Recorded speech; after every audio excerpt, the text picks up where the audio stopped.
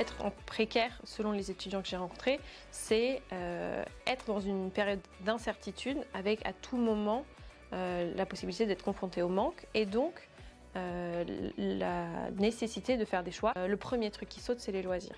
C'est-à-dire même des loisirs qui ne coûtent pas très cher, il faut arrêter parce que voilà, c'est cumulatif, on ne peut plus avoir ces dépenses-là.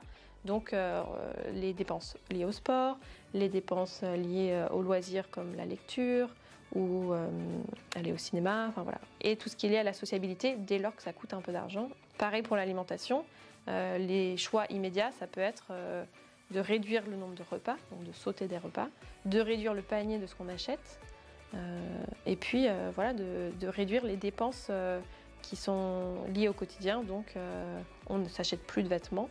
Et par exemple, on peut traverser l'hiver en se disant j'ai froid, mais en fait, qu'est-ce que je vais faire parce que je ne vais pas acheter de manteau. Ou le coût de l'électricité a augmenté, donc en fait, je vais arrêter de chauffer chez moi.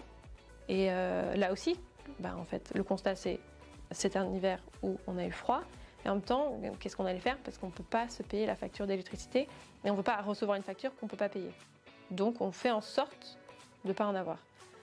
Et ça, la précarité dans le logement, elle est très forte. J'ai eu beaucoup d'exemples de personnes qui se retrouvent dans des situations de logement qui ne sont pas dignes, avec des problèmes liés aux factures d'électricité, mais aussi des problèmes liés aux moisis, liés aux conditions de vie dans le logement, et l'impression d'avoir tellement peu d'options alternatives pour se loger, vu qu'il y a peu de place dans les résidences universitaires et que les logements dans le privé sont durs à avoir et assez chers. Du coup, on retrouve des étudiants et des étudiantes qui sont pris un peu dans le piège.